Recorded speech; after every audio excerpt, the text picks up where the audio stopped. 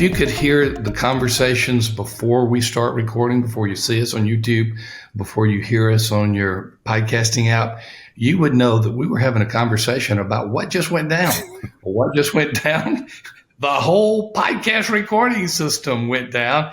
And I think we're about 7 or 8 minutes into the podcast, Kevin. I wasn't looking that closely. But I paused for a minute to let you jump in, and your face was as frozen as a popsicle in the Arctic. It was just, it was a good view. I should have taken a snapshot of it. This is the most profound 5 minutes we've ever done. And it's gone. You know what? Well, not only that, just your posture and your pose during those moments. We could have used that. We could have sent that on social media, and you got friends that would have loved it. They would have had captions for it. Every pastor out there has baptized people and done things. You're thinking, I'm so glad everybody out there doesn't see everything going on in here, you know? Yes. And so every pastor can relate, I'm sure. So. Well, also for you listeners and viewers, you missed something really, really big. I sang the Mr. Portions of the Mr. Rogers song.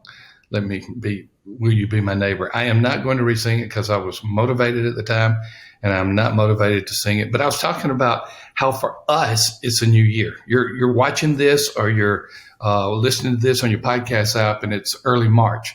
But for us, it's early January, and Kevin and I are reunited. Amy's in the production area. You can't see her; we see her, but we're back together. And I was saying it's a beautiful day in the neighborhood when we're all back together. Because I got to tell you, with Kevin and with Amy, it's just fun. It's just a lot of fun, and so I'm ready to get started on 2022 content, even though for you listeners, you're already starting your third month. So Kevin, many times we will talk about COVID, and it's almost like you hear the sigh in the background. Oh, yeah. Not again, another COVID type of thing. But we're continuing to hear from pastors and other church leaders that it's a big thing for them. And recently in the Nashville area, we had a surge go through of Omicron, and the churches were way down in attendance again. So it feels never ending for some of our pastors and other church leaders. What are you hearing out there, just as a general comment before we get into the specifics of the podcast? Well, same thing. It's amazing. I cannot believe we're already on the 2-year anniversary of this, right. And everyone kind of thought it would go away, and the roller coaster. And everybody just wants life back to normal, and hoping that this isn't a new long-term normal, you know? And so, and it varies from state to state. It varies, but the frustration, is still the same. It's a mounting sense of frustration, it seems like. And I just grieve for pastors because they're in an absolute no-win situation. I realize that even during the Christmas holidays, we had a situation in our family where one had a nephew be positive, and they're like, okay, you're going to be tested. You're going to be, and even in a family trying to navigate, okay, you guys are overkilling it. You're underkilling it. And so it's, in a church, it's just nonstop, no win. And that's what I just hate to see pastors to go through that. And there's a lot of them resigning. There's been a lot of written and said about the Great Resignation. We're not going to necessarily get into that, but burnout is very real. Some of the emotional and mental stress has been very real. So we acknowledge it. I don't want to beat up this dead horse. Maybe that's not the best metaphor for when you're in a pandemic. But I don't want to just continue to talk about this. But I want us to be able to share some things with you through the Revitalize and Replant podcast, some things that we're seeing about the consequences of COVID that are not being talked about as much. So we're going to look at those rarely articulated consequences. And I think this might be good for you church leaders to hear this. By the way, just to let all of you know, 2021, I know we're into the third month of 2022, was a great year for Revitalize and Replant, especially as we started moving into the fourth quarter. So thank you for being a listener. Thank you for being a viewer. We're continuing to see a growing number coming here. So thank you for that. So the first thing, Kevin, is more leaders are leading from a posture of fear. And when you do that, it's hard to have a healthy organization. Right. I equate it much like to a coach trying not to lose instead of trying to win, Oh, that's good. And I think a lot of guys are like, well, look, it's COVID. It's que sera, sera. It is what it is. How many we have is how many we have, or how many we baptize is how many we baptize. And it's, my hope is they don't allow it to be just a constant default to put up with any type of mediocrity. But you're right. That sense of fear, people are just glad to still being together and making it through. And, but we have so much to do, and the Great Commission is still the Great Commission, and we can't start rope-a-doping at this point, No, man, you had two good sports metaphors in there. The coach trying not to lose and the rope-a-dope in the midst. That's about all I got for you, man. I have watched things like natural disasters, like a hurricane come through, and it's awful. And if it's a Cat 5, high Cat 4 is particularly awful. But sometimes someone will say, well, the hurricane came 10 years ago, and we still haven't recovered from it. Well, we're seeing some of those same things today with COVID, and COVID's not even over, and the hurricane is over. So, yeah. COVID cannot be an excuse, and leading from a posture of fear is a position of defeat. So I guess the word that we have is go back to Joshua 1 and look at God's word to Joshua as he's about to enter the promised land. And you may need to read Deuteronomy 34 first, because it's all about Moses being dead.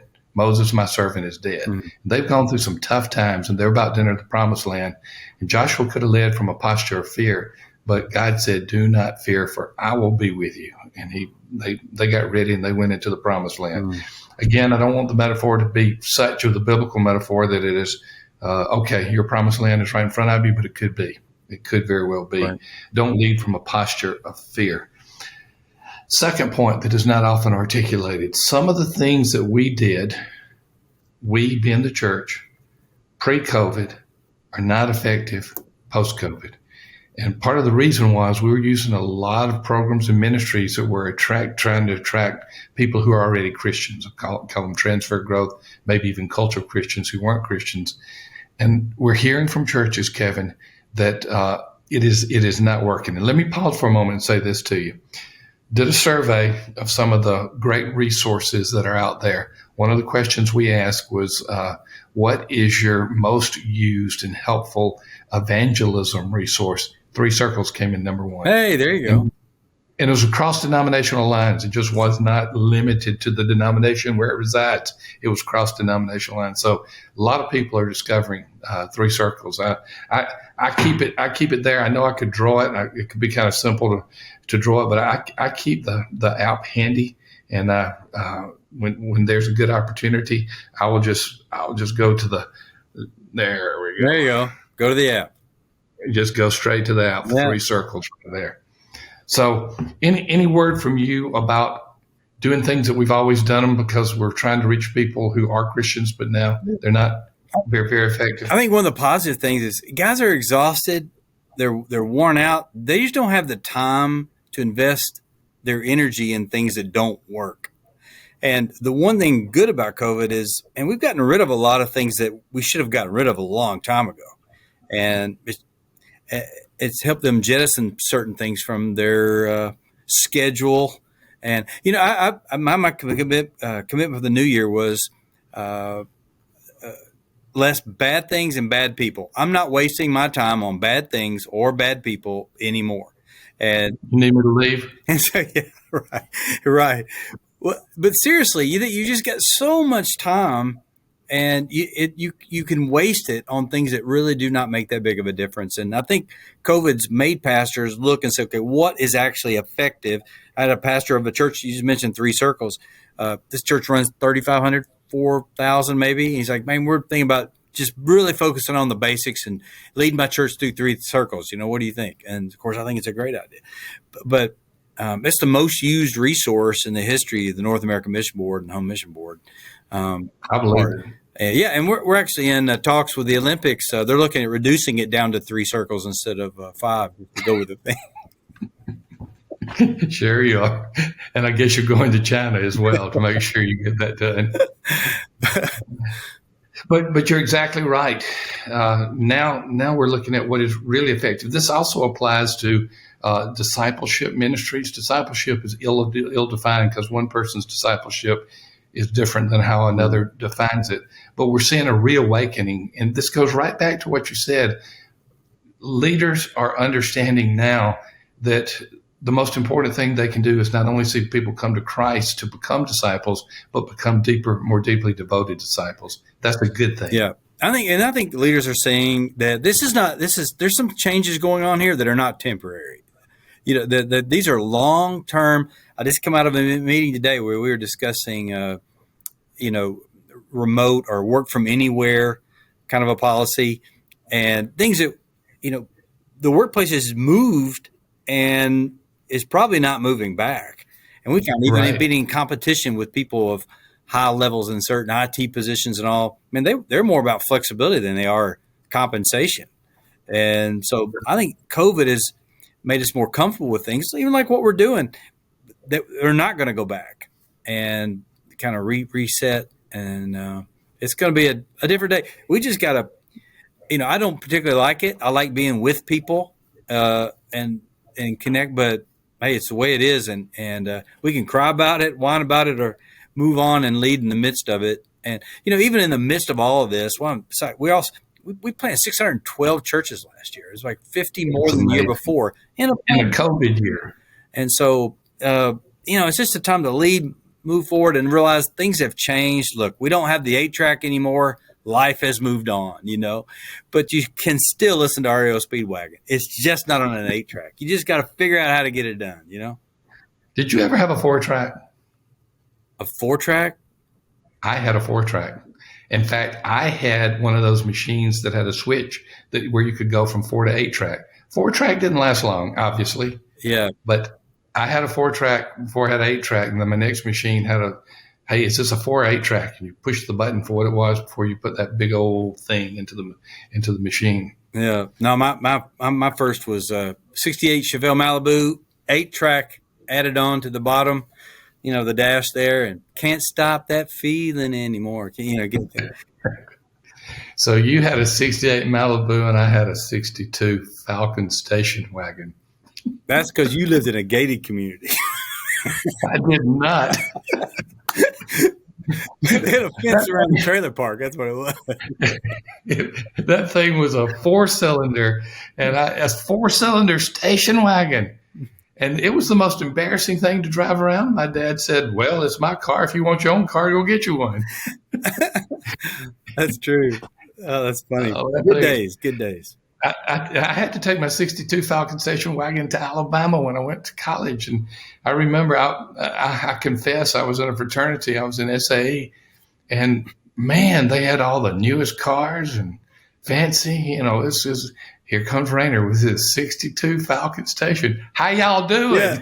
I told somebody, I got in the habit of going places, being places early. I just feel better getting there early. It all started back my sophomore year of high school, back in 1978, when my car was so bad. My sisters had to ride with me, and the only way they would ride with me if we went 30 minutes early and could get out of it before anybody else. I'm showing my age, but you're doing a little bit of that, Kevin. Mm-hmm. You're doing a little bit. So we're back to the focus. Church leaders are looking for effective discipleship ministries. I just I give a little bit of shout out to Eric Geiger and Earl Robertson. They have a discipleship ministry called Rooted, and again, it's taken a lot of churches by storm simply because it's a deep discipleship ministry. Right. Well, again, finding needs and meeting needs, pastors have got to lead through this and not become defensive, or as you already said, operate out of fear or be defensive. We've got to aggressively move forward, and that's when people are looking for leadership in the most difficult times. And now we're going to see who real leaders are. Man, that's a good word too. Man, you've had some nuggets.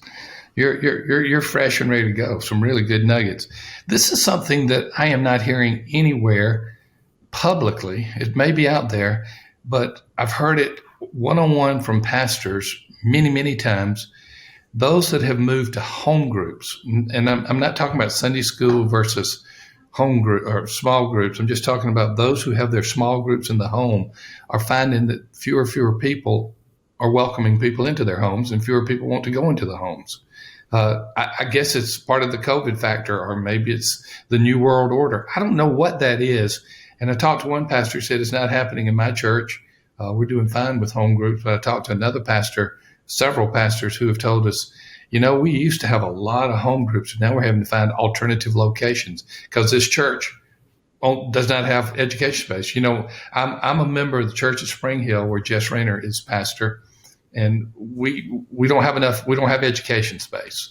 We have education space for one, called a community group, and it's for the old people. I lead it, and that's it. Everybody else has to find another place to meet if it's on a Sunday morning, or if it's conflicts with anything in the church. So I don't know what's going on there, but home as a location is becoming a challenge for many people. I guess that's COVID. We could speculate on it. Yeah, it makes no sense to me. I mean, you turn on the TV, you see 40,000 people at a national championship game, people still going to concerts, but then they get a little nervous about going to a home. What I found, too, is it seemed like people are more open to going to people's home if they have a history, or at least know. They still group. It's just they don't want these at large groups of not knowing people. So this really makes no sense. I don't know that there is it's hard to find a trend because it's just all over the map. Now, that's a good point. Home groups were the trend, and now we're seeing maybe a shift in it, maybe. Yeah. And we're not even ready to explain it yet. Yeah. And it's just hard to make sense of it at this point. But the ones that want to do, and you can. I'm still amazed how many people, they are getting so much from online. I talk to people who watch multiple services, and we're not really, they didn't have a full knowledge of all that was on the internet, but to watch 3 and 4 different services and speakers more online like this than ever before. So it's hard. Kind of a side road for just a moment. I used to come to NAM to record almost all of our podcasts, at least half of them. Mm-hmm. And Clifton would find me wherever I was, and we would do them.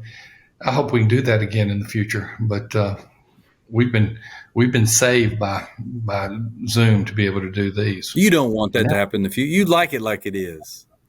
No, I want to come see you. There's certain people I enjoy seeing. The rest of the world, I don't. It's called Rayner's Church Answers team, Kevin, and a few more people. That's pretty much it. Classic introversion.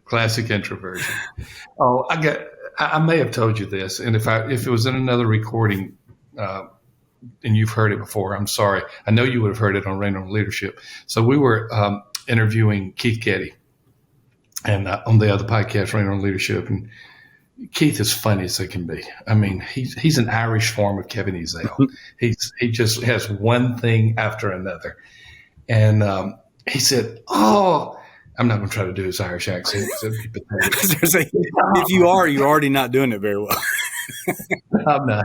He said, "Thom, he and Kristen and the 4 girls don't live too far from me." He said, "Can you come over to the house tonight? We're having some people over. We're celebrating, I think, their Christmas tour or something like that." It was a few weeks ago. And, I'm thinking at the moment, how do I tell him no? He said, "Never mind. What we're going to do is we're going to have people and alcohol, and you don't like either one. So forget the invitation." What was I thinking? Yeah. Oh, I love about him. We didn't talk about being on time and to play, but my word. Oh, Lordy. And what was really funny is Kristen walks into the room and she starts talking while we're recording the podcast. "Hey, Thom, I'm making some fudge. Can I send you some?" We had them in Highview one time. I think she showed up for the second service. Well, they were a solo act and a duet act, just depending on when she was going to show up. Wonderful people. You can't find any better people. My gosh. They're great folks. They really are. Now what we're also seeing is the transition to different communication methods. And what you said earlier, even though you may not have meant it with its profundity, things are not going back the way they were. So this Zoom, this recording is this isn't Zoom. This is Quiet Guest. This is an example of something that is not going back. It may move a little bit, but it's not going back. Right. Kevin, we are seeing an explosion of growth in texting as a form of communication, texting software that we did not see beforehand. So it looks like a lot of people of many different generations are getting more comfortable with technology. Oh, yeah. I was amazed the other day. I sat down at Cracker Barrel and sure you did. Yeah. But a senior couple, they took their phone, flicked up on the Q code, pulled down the menu, didn't think twice about it. Wow. That's just, I thought, my word, you would have never saw even things like that. You had never seen. And you know, Q codes were not growing that much until COVID. They've been around for a long time, but relatively few people use them. No. They've been jumping out. But we're seeing different types of communication. So one of the questions we're getting frequently at Church Answers is, tell us about this form of communication, or tell us about this brand within this form of communication. So we're seeing those. Kevin, before we wrap it up, any more thoughts about maybe some of the things that are happening with COVID that aren't articulated as much that you're seeing? No, I would just encourage pastors, like, look, we're all tired of this. Your people are tired of it. I don't know that I would mention it as often as I hear it mentioned, you know. Like on this podcast? No, I'm saying this is the time to address it. But on Sunday mornings, everybody knows that's the case. You know, you just got to move on and really focus on, make the very most of the time that you have and learn in these type of settings, but go in front of your people and strategically don't mention it as much as it's often mentioned. Doesn't mean you have to completely ignore it, but I mean, we just got to lead people out of this. It is what it is. If it's raining, it's raining. All right, let's just get umbrellas and move on. And they've got that's another one, another gem. If it's raining outside, get your umbrellas and move on. Yeah, you heard it here on Revitalize and Replant. Right. Well, it's a great opportunity to show your people what you're made of. You know, it's a difficult time. It is, but one step at a time, we're going to get there. Well, thank you, Kevin. Kevin and I will be recording another one that you'll be hearing later on, but I thank you for being a part of this one. Thank you for watching us on YouTube. Thank you for listening to us on your favorite podcast, whether you listen to us on Church Answers or iTunes or Google Podcasts or Spotify. And when you go to YouTube, how about subscribing? How about telling the world you like us? That draws more people there that they can get this free YouTube or this free podcast out. It's a ministry. It's part of the ministry of the North American Mission Board. And just tell all the people about it, because we're going to continue to work together on this. So thank you for being a part of this podcast. Thank you for being a part of the YouTube production as well. And we'll continue to grow healthy churches together.